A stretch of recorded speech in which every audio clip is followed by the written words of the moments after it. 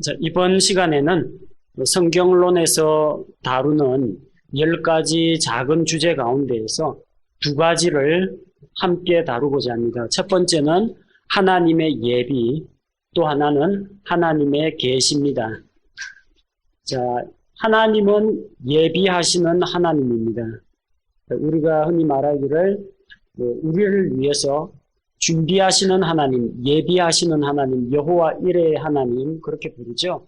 하나님은 미래를 미리 아시기 때문에 앞날을 내다보고 그분의 목적을 위해서 미리 준비하십니다.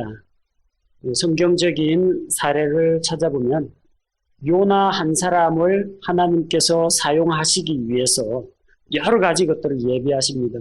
하나님께서 요나가 이 말 안 듣고 도망갈 것을 아시고 미리 큰 바람을 예비해 두셨습니다. 또 요나가 물에 떨어질 때, 물속에 사람들이 던져 넣을 때 요나를 삼키도록 큰 물고기를 예비하셨습니다. 나중에 요나가 하나님 앞에서 불평을 하면서 산 위에 올라가서 니느웨가 망하나 안 망하나 이제 두고 보자, 올라갈 걸 미리 아시고 요나를 위해서 박넝쿨을 예비하셨습니다. 또 요나가 뜨거운 햇볕에 시달리도록 벌레를 예비하셔서 그 박넝쿨을 갉아먹게 하셨습니다. 그리고 뜨거운 동풍을 예비하셔서 요나에게 이제 고통을 주셨죠.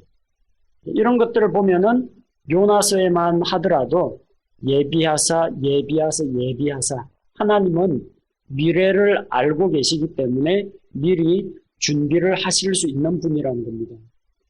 하나님은 사람의 구원과 심판을 위해서 또한 예비하십니다. 사람들을 위해서 예수 그리스도의 몸을 예비하셨습니다. 번제와 희생 헌물을 하나님께서 기뻐하지 아니하신다고 하길래 내가 왔나이다, 내가 오나이다, 내가 주의 뜻을 행하러 오나이다 하면서 하나님께서 나를 위하여 한 몸을 예비하셨다. 곧 예수 그리스도의 몸을 예비하셨습니다. 또 예수 그리스도의 앞길을 위해서 침례자 요한을 보내시고 침례자 요한을 통해서 주의 길을 평탄하게 하고 예비하도록 하셨습니다. 예수님께서는 하늘로 올려가신 이후에 우리들을 위해서 하늘의 처소들을 예비하고 계십니다. 또 신실하게 믿음을 지키는 그 믿음의 사람들을 위해서 상급을 예비하고 계시고 또한 하나님께 거역하고 불순종하는 자들을 위해서 심판과 형벌을 예비하고 계십니다. 마찬가지로 성경 기록을 위해서도 하나님께서 예비하신다는 겁니다. 하나님께서는 하나님의 진리의 말씀을 기록하고 전달하는 사람들을 위해서 그들을 영적으로, 지적으로 무장시키고 그들을 위해서 다양한 교육의 기회, 인생 경험, 생활 환경 이런 것들을 준비하십니다. 예비와 예정은 다릅니다. 예비라는 것은 미리 준비한다는 뜻이고 예정은 미리 정해놓는다는 뜻입니다. 예비라는 것은 하나님의 미리 아심에 기초해 있습니다. 예정이라는 것은 결정 내리고 모든 것을 정해놓았다는 것은 하나님의 절대 주권에 기초해 있습니다. 예비라는 것은 하나님의 섭리 가운데에서 이 사람과 환경과 시기가 그분의 목표와 맞아떨어지게 만드는 것을 예비라고 합니다. 예정이라는 것은 믿는 자들을 하나님이 정하신 목표로 인도하시는 것을 예정이라고 합니다. 이 예정은 누구는 천국 가라, 누구는 지옥 가라, 누구는 예수님 믿어라, 너는 선물로 믿음을 안 줄 테니 너는 절대 믿지 말라, 이런 식의 예정이 아니라는 겁니다. 이 예정은 불신자들하고는 아무런 관계가 없습니다. 이미 예수님을 믿고 구원받은 자들에 대해서만 예정이라는 말씀이 사용이 됩니다. 어떤 우리의 미래가 다 결정되어 있다라는 숙명론하고는 다르다는 겁니다. 하나님은 우리의 미래를 미리 아시는 분이지만 하나님이 우리에게 어떤 것을 정해놓고 그 길을 따라가도록 강요하시지는 않는다는 겁니다. 자, 예정이라는 것은 믿는 자들에게만 해당되는 겁니다. 로마서 8장 29절에 보면 그분께서는 자신이 미리 아신 자들을 또한 예정하사, 믿는 자들을 대상으로 예정이라는 말을 쓰고 있습니다. 예정의 결과 구원을 받는 게 아닙니다. 미리 예정을 해놓으셨는데 어떻게 예정하셨느냐? 믿는 자들이 반드시 자신의 아들의 형상과 같은 모습이 되는 것을 예정하셨다는 겁니다. 우리가 예수 그리스도 안에 들어오는 순간 우리는 의롭게 되고 뿐만 아니라 예수 그리스도의 형상을 닮아가는 그런 성화의 과정이 예정되어 있다는 겁니다. 사람들마다 좀 우여곡절을 겪고 어떤 부분은 승리하고 어떤 부분은 좀 좌절하고 넘어지는 부분도 있겠지만 마침내는 예수 그리스도의 형상에 이르게 되도록 예정이 되어 있다는 겁니다. 믿는 자들에게 예정이 되어 있는 거지, 어떤 사람에게 하나님이 그 사람의 의사결정은 무시하고 그 사람의 자유의지는 무시하고 무조건 믿음을 강요하거나 무조건 너는 내가 택했으니까 구원을 받아야 된다, 그렇게 억지 주장을 하지는 않으신다는 겁니다. 따라서 예비하고 예정은 서로 다릅니다. 특별히 이 성경 기록자들을 위해서 하나님께서 예비하셨다라는 것은 하나님이 그들로 하여금 그들의 삶 가운데서 일어나는 여러 가지 사건들, 교육이나 그들의 인생 경험이나 또 그들 주변의 환경들을 하나님께서 그분의 의지대로 사용하시는 것을 이야기합니다. 자, 그래서 예레미야 대언자 같은 경우 하나님께서 그를 미리 예비해 두셨습니다. 예레미야 1장 5절에 보면 내가 너를 뱃속에 짓기 전에 너를 알았고 내가 태에서 나오기 전에 내가 너를 거룩히 구별하였으며 너를 민족들을 향한 대언자로 세웠노라 하시기에, 예레미야를 주께서 이미 예비해 두셨습니다. 하나님의 말씀 사역자로서 예비해 놓은 것이지, 예레미야야 너는 구원을 받아라, 너가 믿거나 말거나 나는 너를 구원하겠다, 그런 식의 예정은 아니라는 겁니다. 자, 갈라디아서 1장 15절에 보면 사도 바울에 대해서 하나님께서 그러나 내 어머니의 태에서부터 나를 구별하시고 자신의 은혜로 나를 부르신 하나님께서, 역시 하나님께서도 사도 바울의 태에서부터 이미 모든 것을 알고 계시기에 그가 얼마나 교회를 핍박할지 미리 아십니다. 또 그가 언제쯤 회심을 하고 하나님께로 돌아올지도 아십니다. 그가 이방인의 사역자가 될 것도 미리 아시기 때문에 하나님은 미리 그를 알고 계시기에 이미 그를 구별해 놓고 특별한 용도로 쓰기 위해서 하나님께서 계획을 갖고 계셨다는 겁니다. 또한 이런 사람들을, 하나님의 사람들을 지적으로 무장시킵니다. 모세는 이집트 사람들의 모든 학문, 이런 것들에 능통한 자가 되었습니다. 다니엘과 그의 친구들은 바빌론으로 끌려갔지만 그 바빌론에 있는 수많은 이 갈대아 사람들의 학문이나 지식을 또 다 흡수했습니다. 그래서 그들을 지적으로도 훈련시키셨습니다. 성경 기록자들을 위해서 특별한 인생 경험을 준비하기도 하십니다. 욥은 자기가 왜 고난을 당하는지 다 이해하지 못했습니다. 그러나 마침내 욥은 이런 고난의 과정을 통해 가지고 자기가 믿고 있는 하나님이 어떠한 분인지, 그분의 성품이 어떠한지, 그분의 주권이 무엇인지를 깨닫게 되었습니다. 만약 욥에게 이런 고난이 없었다라고 하면은 욥기는 기록되지 않았을 겁니다. 이건 욥이 직접 겪은 실화입니다. 욥이 뭐 상상해가지고 내가 만약에 고난을 당한다면 소설을 쓴 게 아니라 그의 인생 경험이 기록으로 남아있는 겁니다. 욥기 19장 23절, 24절 말씀에 보면 오, 이제 내 말들이 기록된다면 얼마나 좋을까? 오, 그것들이 한 권의 책으로 인쇄된다면 얼마나 좋을까? 욥 당시에 문자가 있었다는 이야기예요.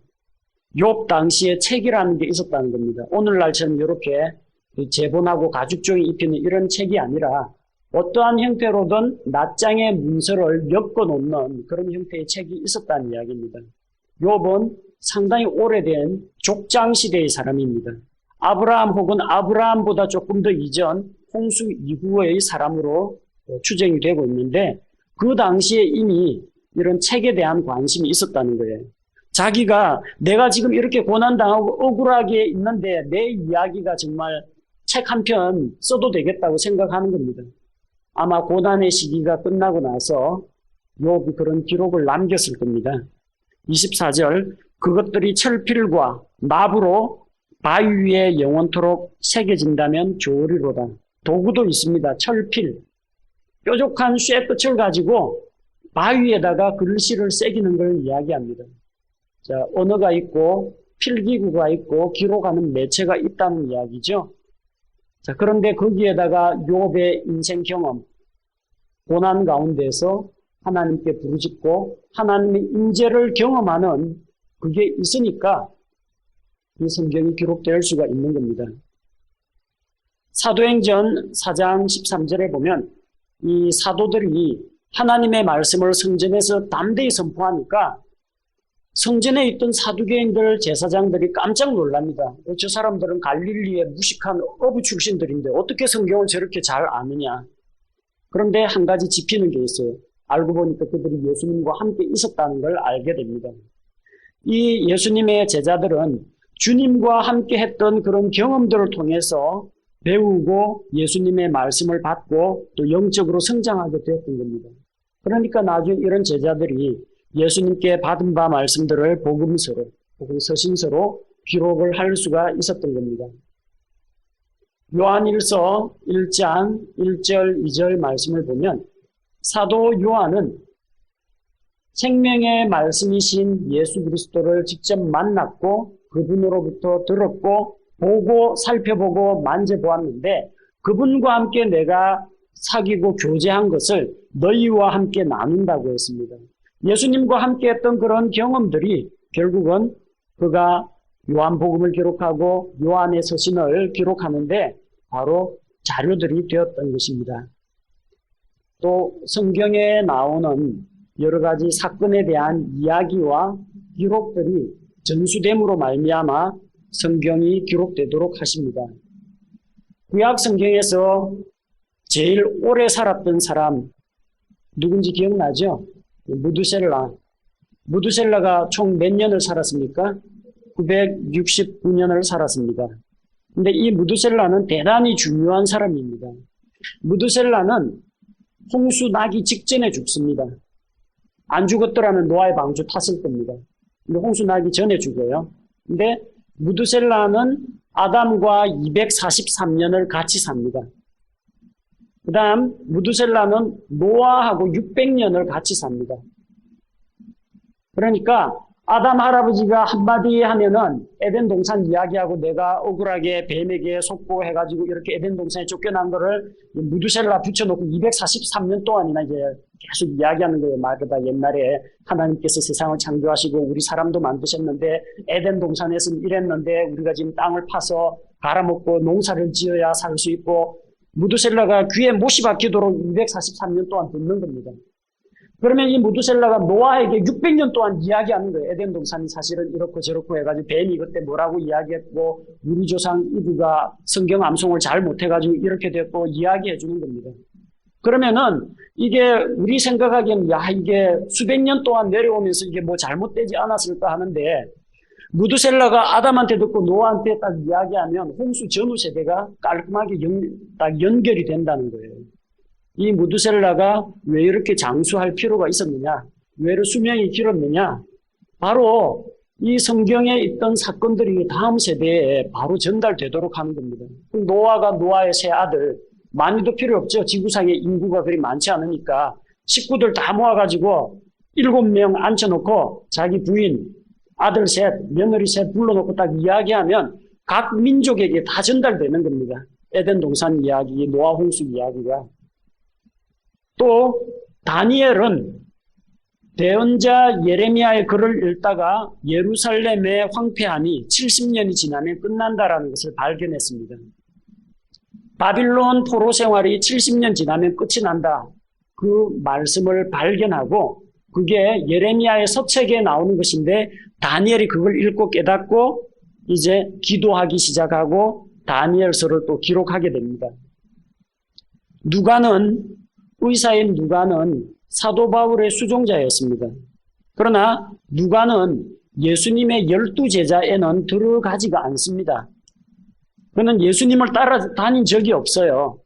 그런데도 예수님에 대해서 제일 자세하게 기록된 것은 누가복음이에요. 예수님의 친척인 마리아의 친척이죠. 사가랴와 엘리사벳을 통해서 침례자 요한이 탄생하는 과정까지도 누가는 알고 있습니다. 예수님 제자도 아닌데 어떻게 알았을까요? 예수님이 하신 수많은 비유 설교들 다른 복음서에는 잘 안 나와도 누가복음에 보면은 다 나옵니다. 이 방대한 정보를 누가가 어디에서 얻었을까요? 누가복음 1장 1절에서 3절에 보니까 우리 가운데서 매우 확실히 믿게 된 그 일들에 관해 처음부터 목격자 되고 말씀의 사역자 된 사람들이 1차적으로 예수님을 졸졸 따라다녔던 그 예수님의 사도들, 우리에게 그것들을 전해준 그대로 차례대로 제시해서 밝히 보이려고 손을 댄 사람들이 많으므로, 그러니까 누가복음 나오기 전에도 예수님의 직계 제자들을 통해서 이런 것들을 자세히 순서대로 기록하려고 손을 댄 사람들, 집필을 시작한 사람들이 있었다라는 겁니다. 물론 그 사람들은 사도들로부터 듣고 누구로부터 듣고 한 걸 이제 기록으로 남겼겠죠. 하나님께서 영감을 통해서 그들에게 말씀을 주시지는 않았습니다. 근데 누가는 그런 사람들이 많았는데 모든 일을 맨 처음부터 완전히 이해한 나도, 누가도 그런 자료들, 사도들 만나서 들은 이야기들, 그 다음에 누가 예수님에 대해서 기록하려고 손을 댄 사람들, 그 사람들의 말이나 글을 통해서 많은 것들을 받아들이고 이해한 상태였다는 겁니다. 누가가 최면에 걸려가지고 아는 것은, 예수님에 대해서 아는 것은 하나도 없는데 펜 딱 들었는데 하나님이 불러주시니까 이제 기계적으로 최면에 걸려갖고 이 성경을 썼다는 이야기가 아니라는 겁니다. 그가 알고 있는 일반 상식과 그가 알고 있는 그 당시의 사회 문화와 그가 공부했던 그런 자료들이 결국은 성경 기록하는 데 밑자료들로 사용되고, 하나님께서는 누가가 가지고 있는 그 정보와 지식 자료들도 활용하셨다는 겁니다. 누가가 다른 사람들 걸 막 모아놓고 뺏겨가지고 이 참고해가 편집해서 적은 것도 아니고, 그렇다고 해서 누가가 이게 완전 최면에 걸려가지고 기계적으로 이 글을 쓰고 뭔 정신으로 내가 지금 뭐 쓰고 있는지도 모르면서 이 펜이 저절로 움직여가 기록한 것도 아니라는 겁니다. 결국 이런 모든 과정들, 환경과 자료들과 사람들과 이런 배경들을 하나님께서 예비하심으로써 성경 기록이 나오게 된 것입니다. 성경 기록자들을 하나님께서 이렇게 준비하신 다음에 그들을 사용하셨는데, 하나님께서는 그들에게 하나님의 진리를 영감을 통해서 주셨습니다. 그들이 문서 자료 보고 뺏겨쓰기 하거나 편집한 게 아닙니다. 자기 머릿속에 떠오르는 어떤 상념들을 글로 적은 것도 아닙니다. 또 그렇다고 해서 하나님이 그냥 시키면 시키는 대로 그 사람의 개인의 인격과 성격은 완전히 무시하고 이게 자기도 뭣도 모르고 그냥 막 적어 나가는 글쓰기 기계는 더더욱 아니라는 겁니다. 성경에 보면 열왕기하고 역대기는 상당 부분 겹치는 부분이 많습니다. 다윗과 솔로몬 이야기가 열왕기하고 역대기에 같이 나옵니다. 그런데 열왕기 하에 다윗이 밧세바 만나고 간음하고 이 사건이 역대기에는 안 나옵니다. 역대기의 목표는 다윗이 사생활이 어떻고 이게 목표가 아니라, 역대기 저자의 기록 목표는 있는 사실 그대로 적는 것이 아니라 다윗 왕국의 영광에 대해서 기록합니다. 쉽게 말하면 왕조실록이에요. 열왕기에는 이스라엘의 부패한 왕 아합 이야기가 나오고 뭐 이런 것들이 나오지만, 여로보암 금송아지가 나오고 이러지만, 역대기에 가면 아합이라든지 북이스라엘 왕에 대한 이야기는 안 나옵니다. 유다 왕가의 그 활동에 대해서 기록이 되어 있습니다. 곧 이 성경 기록자들은 제각기 보는 관점이 제각기 다른데 하나님께서 그 다양한 관점을 다 허용하셨다는 겁니다. 안 그러면 열왕기하고 역대기가 내용이 똑같아야 되겠죠. 이 열왕기에 있던 내용이 역대기에는 빠져 있기도 합니다. 시편을 보면은 시편 기자가 뭐 다윗만 시편을 적은 게 아닙니다. 다윗도 시편을 지었고 모세의 시편도 있고 또 아삽의 시도 있습니다. 자, 이런 다양한 사람들이 있는데 시편 기자의 그때그때의 어떤 정서적인 분위기나 그의 영적인 상태나 그가 처한 환경이 그대로 반영이 되어 있습니다. 곧 다윗이 적에게 쫓기면서 하나님이여 나를 도우소서 이런 절박한 그런 시편이 있고 또한 쫓기는 가운데에서 이 바르실레라는 사람이 나와가지고 먹을 것을 가지고 다윗을 영접해 줄 때 주는 나의 목자시니 내게 부족함이 없도다 하면서 그런 고백들도 나오고 밧세바와 간음했을 때에는 내가 밤마다 내 눈물로 침상을 띄웁니다. 그런 고백 주의 신을 내게서 거두지 마소서 하면서 하나님의 거룩한 영이 내게서 떠나지 않게 해주십시오 하면서 부르짖는 그런 내용도 나옵니다. 나중에 성전에 올라가는 노래에 보면은 기쁨으로 하나님을 높이고 찬양하는 순수한 찬양의 시편도 있습니다. 다윗의 감정이 그때그때 다 달라요. 그 다양한 다윗의 개인 감정이 성경에 다 반영이 되어 있다는 겁니다. 곧 하나님이 사람을 로봇으로 쓰지 않으시고 그 사람의 인격과 감정이나 처한 환경도 성경에 반영을 하셨다는 겁니다. 공관복음에는 기록자들의 특성이 그대로 살아남아 있습니다. 마태는 원래 세리 출신입니다. 세금 공무원이에요. 그러다 보니까 돈 이야기만 나오면 민감합니다. 마태복음에 돈 이야기 많이 나옵니다. 빚진 거 탕감해주는 이야기 많이 나옵니다. 달란트 이야기 나옵니다. 세리 출신이기 때문에 특히 돈 하면은 마태가 관심을 보입니다. 마가는 베드로 제자입니다. 베드로전서 5장 13절에 보면은 내 아들 마가라고 부릅니다. 이 마가라는 청년은 베드로가 결혼해서 낳은 아들이라는 게 아니라 영적인 아들입니다. 베드로의 제자입니다. 자, 그래서 마가가 이거 복음서를 적으려고 하면은 자기 스승이 베드로이기 때문에 이 베드로 다룰 때에는 함부로 다루기 힘들죠. 예수님께서 풍랑이 있는 바다 위로 걸어오니까 베드로가 예수님 나도 그거 좀 해보면 안 됩니까? 저 물 위로 좀 걸어오라고 해보십시오. 그 걸어오라고 하니까 걸어가다가 빠지죠. 주여 나를 구원하소서 건져주십시오 합니다. 베드로 물에 빠지는 이야기 마가복음에 안 나옵니다. 마가복음에는 수많은 기적들이 나타나지만 베드로 물 위로 걸었다가 빠지는 이야기는 기록이 안 되어 있습니다. 겟세마네 동산에서 예수님을 붙잡으러 여러 이제 대제사장의 그 하인들이 모여와가지고 예수님을 잡으려고 하니까 베드로가 칼을 차고 있다가 대제사장의 종 중에 한 명이 말코스라는 그 사람의 귀를 잘라버립니다. 마가복음에 그 이야기 안 나옵니다. 한 제자가 이렇게 나옵니다. 나중에 요한이 기록할 때 그 베드로가 했다 하고 베드로 이름이 기록이 됩니다.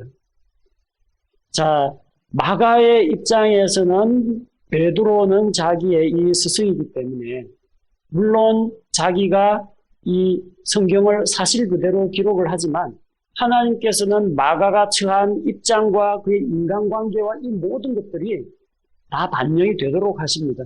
그리고 이 복음서가 베드로가 뭐 했느냐가 핵심이 아니죠. 예수 그리스도께서 어떠한 삶을 사셨느냐가 목표이기 때문에 베드로에 대한 부분은 있을 수도 있고 없을 수도 있는데 요한은 그거 빠짐없이 기록을 하는데 마가는 그 부분에 대한 기록은 빠집니다. 마가는 어디에 초점을 맞추느냐? 예수 그리스도의 능력에 대해서 초점을 맞춥니다. 누가는 의사입니다. 바울의 주치의입니다. 다른 제자들을 오면은 허다한 병자들이 나와서 고침을 얻더라 이러는데 누가는 의사기 때문에 그 병 이야기 들어보면 그 증세 이야기 들으면 그게 무슨 병인지 압니다. 근데 여러분도 아시다시피 그 조그마한 뭐 감기 같은 것들도 있죠. 우리 그냥 감기 부르죠. 근데 그거는 우리 기관지 무슨 감염 이런 식으로 의학계에서 부르는 용어가 또 따로 있습니다. 근데 그 전문 의학 용어가 다 그리스로 돼 있는데 그리스의 그 복잡한 의학 용어를 알고 있는 사람이 없어요. 누가 말고는. 누가는 전부 그걸 다 그리스 병명을 다 적습니다. 아, 이것은 무슨 질병, 무슨 질병 다 그리스어로 적어요. 마태는 세리 출신인데 그 병명이 무슨 병인지 그냥 뭐 다리를 쓰지 못하는 자 이 정도밖에 표현을 못하는데 누가는 그걸 적을 수가 있다는 거예요. 뭘 말합니까? 개인이 가지고 있는 지식 그 수준에 따라서 성경 기록이 달라진다는 겁니다. 하나님이 사람을 인격적인 존재로 사용을 하신다는 이야기입니다. 바울 서신과 요한 서신은 같은 구원의 문제를 다룹니다만 표현과 문체가 서로 다릅니다. 바울은 뭐라고 이야기합니까?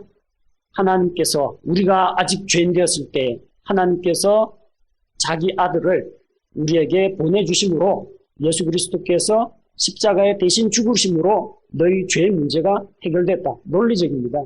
모든 사람은 죄인이다. 근데 죄의 삭은 사망이다. 예수님이 죄의 삭을 대신 지불했다. 그러니까 누구든지 이 예수 그리스도와 함께 십자가에 죽고 예수님과 함께 부활한 것을 믿음으로 받아들이면 구원을 받는다. 딱 논리적으로 끊어집니다. 요한은 그렇게 이야기하지 않죠. 사랑하는 자들아 우리가 서로 사랑하자. 사랑은 하나님께 속했기 때문에 사랑하는 자는 하나님을 알고 사랑하지 않는 자는 하나님을 알지 못한다. 사랑은 우리에게 있는 것이 아니다. 사랑은 여기 있으니 하나님께서 먼저 우리를 사랑하셔서 우리 죄를 위하여 자기 아들을 화목 제물로 화해 헌물로 보내셨다.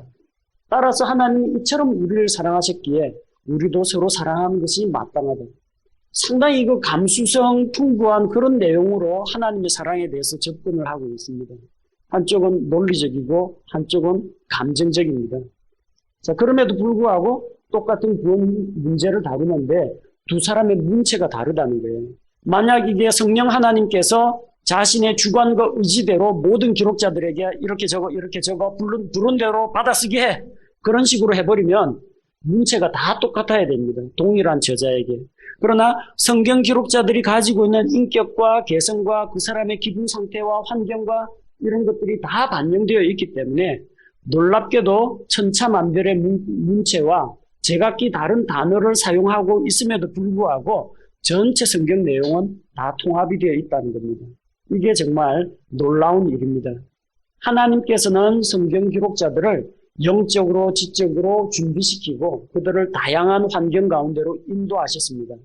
성령님께서는 그들을 글을 쓰기 로봇으로 만들지 않으시고 그들의 경험과 학식과 개성과 인격과 문장 스타일과 인간관계 이런 것들을 종합적으로 다 고려하셔서 성경을 기록하도록 그들을 사용하셨다는 겁니다. 자, 그래서 하나님께서 먼저 성경 기록을 위해서 예비하셨습니다. 성경 기록자를 예비하셨고 기록자 이외에도 당시에 기록하는 매체, 파피루스, 양피지, 필기도구 그리고 나중에는 성경이 보급될 때에는 인쇄술의 발명 이런 것까지도 하나님이 다 주관하셨다는 겁니다. 두 번째 우리가 알아야 할 것은 계시입니다. 계시. 계시는 감추어진 것을 드러내는 것을 계시라고 합니다. 하나님께서 자신에 대한 진리를 사람들에게 보여주시는 것, 이것을 계시라고 합니다. 계시를 받았다 그러면서 미래 일을 알아맞힌다고 하는데 우리 인생사를 사람들에게 알려주시는 것이 아니고요. 내가 미래에 어떠한 사람이 될 것인지, 어느 직장에 갈 것인지, 누구와 결혼할 것인지 요거 알려주는 게 계시가 아닙니다. 하나님의 진리를 사람들에게 보여주는 것, 하나님이 어떠한 분인지, 사람은 어떠한 존재인지, 죄가 무엇인지, 어떻게 하면 구원을 받는지 하나님께 속한 진리를 사람들에게 알려주는 것을 가리켜서 계시라고 합니다. 왜 계시가 필요하냐? 하나님의 영광을 드러내기 위해서 필요합니다. 하나님이 자신을 보여주면 우리는 그분의 속성과 그분의 성품과 그분의 뜻을 알 수가 있기 때문입니다. 왜 계시가 필요하냐? 죄인들을 구원하기 위해서 계시가 필요합니다. 계시가 없으면 사람 스스로는 하나님을 더듬어서 찾을 수가 없습니다. 자기 죄를 깨달을 수도 없고 구원의 길을 발견할 수도 없다는 겁니다. 또한 하나님께서는 자신의 뜻과 계획을 사람들에게 알려주기 위해서 계시를 주십니다. 계시를 통해서 하나님이 무엇을 원하는지, 내가 어떠한 결정을 내리기 원하는지, 또 하나님의 계획이 무엇인지 알 수가 있다는 겁니다. 하나님께서 자신을 계시하시는 방법들이 여러 가지가 있습니다. 자연을 통해서 계시하십니다. 정교한 우주 만물의 질서와 이 만들어진 창조물들, 이 모든 것들을 바라볼 때 정말 하나님이 계시구나 사람들이 알게 됩니다. 성경을 통해서 하나님이 자신을 계시합니다. 제일 확실하고도 정확한 방식이죠. 객관적인 문자 기록이 있으니까. 또 예수 그리스도는 하나님의 영광의 광채시요 하나님 그분 자신의 정확한 형상이라고 했습니다. 예수 그리스도는 하나님을 드러내십니다. 또한 사람의 본성과 구조를 통해서 사람 속에 하나님을 알 만한 것을 두셨다고 했습니다. 또 우리 자신의 몸의 신체 구조를 볼 때 정말 하나님께서 사람을 지으심이 오묘하다는 것을 깨닫게 됩니다. 또 직접 계시를 통해서 하나님이 보여주시는데 과거 구약 시대에는 하나님이 직접 음성으로 말씀을 하시고 사람들이 그 말씀을 듣고 받아 적었습니다. 그러나 오늘날에는 성경 66권이 모두 다 완성된 다음에는 이런 직접 계시는 유효하지가 않다는 겁니다. 완전한 성경이 있기 때문에 이제 하나님께서는 성경을 통해서 우리에게 말씀하십니다. 또한 기적과 섭리를 통해서 하나님의 뜻이 무엇인지 보여주기도 합니다. 기드온은 전쟁에 나갈 때 마음속에 불안한 생각이 들었습니다. 하나님이 정말 나를 통해서 이스라엘을 미디안의 손에서 건지시는가? 마음속에 확신이 없어요. 하나님의 뜻이 무엇입니까? 양털을 해가지고 시험을 했죠. 자, 그 양털의 기적을 통해 가지고 하나님께서는 기드온에게 자신의 뜻을 보여주셨습니다. 또 하나님을 믿는 백성들의 삶을 통해서 하나님은 자기를 보여주십니다. 사람들 앞에서 너희 착한 행실을 드러내면 사람들이 하나님은 눈에 안 보이기 때문에 알지 못하지만 너희의 착한 행실을 보고 하나님께 영광을 돌리게 됩니다. 하나님은 사랑이 많으시고 선하신 분인가 보다. 저 사람은 하나님을 닮아서 그렇구나. 그래서 하나님의 백성들의 삶이 사람들 앞에서 하나님을 드러내게 된다는 겁니다. 근데 이런 소개한 이런 방식들 가운데에서 크게 두 가지로 나누면 하나님께서 자신을 보여주시는 큰 두 가지 방법은 일반 계시와 특별 계시가 있습니다. 일반 계시라는 것은 하나님께서 창조 세계를 통해서 자신을 보여주시는 것을 말합니다. 시편 19편 1절에 나오는 말씀과 같이 하늘들이 하나님의 영광을 밝히 드러내고 궁창이 그분의 손으로 행하신 일을 나타내는도다. 자, 하나님의 창조 세계가 하나님의 영광을 나타냅니다. 누군가가 이 거대하고 또 신비로운 우주와 동식물, 자연 만물을 만드셨구나. 누군가가 이 사계절, 낮과 밤을 주관하시는구나. 사람들이 깨달아 알 수 있도록 하는 것입니다. 그래서 이 일반 계시, 자연 계시는 이 지구가 창조된 이래로 모든 시대, 모든 지역에 있는 모든 사람들에게 똑같이 주어졌습니다. 어떻게 하면은 그 일반 계시를 알 수가 있느냐? 관찰과 묵상을 통해서 발견할 수 있습니다. 또 하나님께서 사람의 마음속에 하나님을 알 만한 것을 두었다고 했습니다. 로마서 1장 19절 말씀과 같이 이는 하나님을 알 만한 것이 그들 속에 분명히 드러나 있기 때문이라. 하나님께서 그것을 그들에게 보이셨느니라. 자, 사람은 하나님의 만드신 창조 세계를 통해서 적어도 창조자가 계신다. 그분의 솜씨가 놀랍다. 하나님은 정말 선하신 분이다.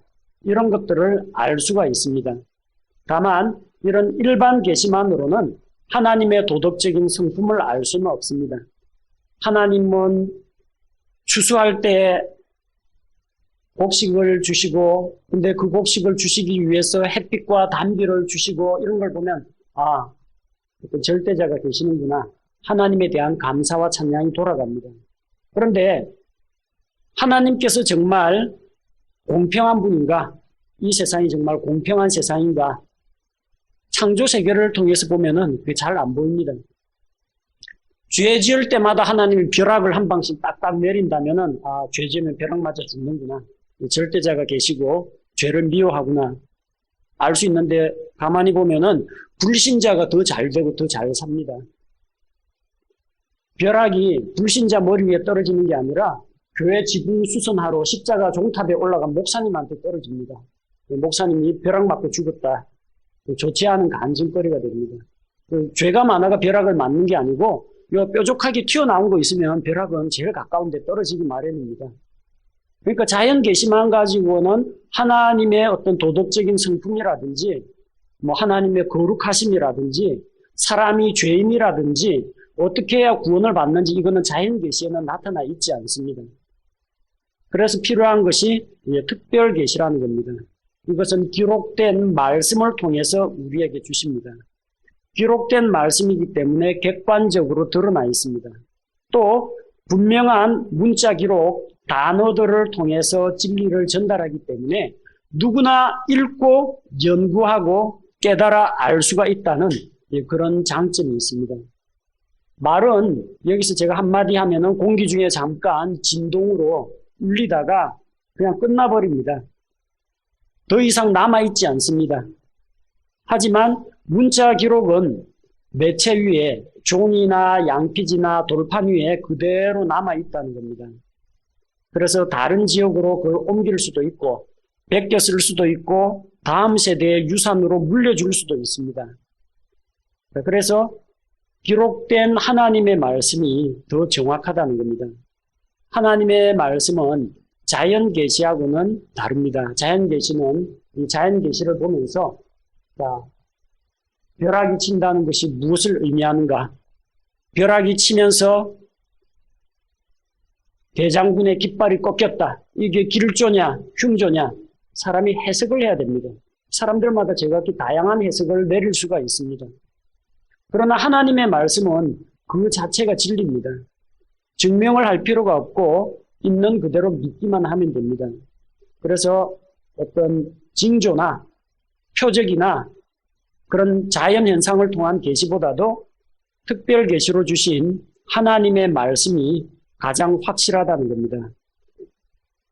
자, 계시에 대해서 우리가 주의할 점은 계시하고 조명은 다르다는 것을 기억해야 합니다. 계시는 하나님께서 자신에 대한 진리를 드러내시는 것을 말합니다. 조명은 이미 그 계시의 말씀이 성경 기록으로 기록되어 있는데 성령님의 도우심으로 이 기록된 말씀을 깨닫고 이해하는 것을 조명이라고 합니다. 하나님과 내가 개인적으로 만나가지고 마음속에 무슨 생각이 떠올랐다. 이거는 계시가 아닙니다. 개인의 주관적이고 내적인 체험입니다. 내가 기도하는 가운데 성경 몇 장 몇 절 말씀이 떠올라가지고 그 말씀을 찾아보고 더욱더 확신을 갖게 되었다. 이건 계시가 아닙니다. 계시는 반드시 누구나 공적으로 인정할 만큼 객관적이어야 합니다. 모든 사람에게 다 통용이 되어야 합니다. 보편적인 진리여야 한다는 겁니다. 오늘날 가끔 가다가 계시를 받았다라고 하는 사람들이 있습니다. 직통 계시 주장하는 사람이 있는데 오늘날 더 이상의 계시는 없습니다. 왜냐하면 완전한 성경 말씀이 우리에게 주어졌기 때문입니다. 만약 오늘날 새로운 계시가 있다 그 주장을 하면 어떤 문제가 발생하느냐? 성경 기록이 불완전하다는 겁니다. 하나님께서 아직도 못다 하신 말씀이 있다라는 이야기입니다. 그러나 더 이상 새로운 계시는 존재하지 않습니다. 이미 기록된 말씀을 우리에게 주셨는데 우리가 믿고 그것에 대해서 순종하는 것만 남아있다라는 겁니다. 대부분 계시받았다라고 하는 사람들 이야기 들어보면 하나님은 어떠한 분이다, 예수 그리스도는 어떠한 분이시다, 구원을 받으려면 어떻게 해야 된다, 그런 이야기는 없어요. 계시받았다는 게 이번에 자녀들 대학 보낼 때 어느 학교 무슨 학과 보내야 합격한다, 이런 걸 계시라고 이야기합니다. 그리고 점쟁이가 길흉화복을 이야기하는 것처럼 개인의 인생사에 대해서 미래에 일어날 일들을 지시해 주는 걸 계시라고 합니다. 그거는 성경의 계시가 아닙니다. 그건 점쟁이들이 이야기하는 것이고, 성경의 계시는 하나님께서 자신에 대한 진리를 보여주시는 것을 계시라고 합니다. 하나님은 자기 자신을 끊임없이 계시하시는 분입니다. 드러내 보이십니다. 하나님의 계시가 없이는 아무도 하나님을 알 수가 없습니다. 하나님께서는 여러 가지 방법으로 자기 자신을 계시하셨습니다. 자연 세계를 통해서 자기를 보여주셨고, 초자연적인 기적을 통해서 자신의 임재를 알리기도 하셨고, 또한 대언자들을 통해서 직접 말씀하시기도 하셨고, 여러 가지 표적을 통해서 보여주기도 했습니다. 그러나 무엇보다도 가장 확실한 것은 성경 말씀입니다.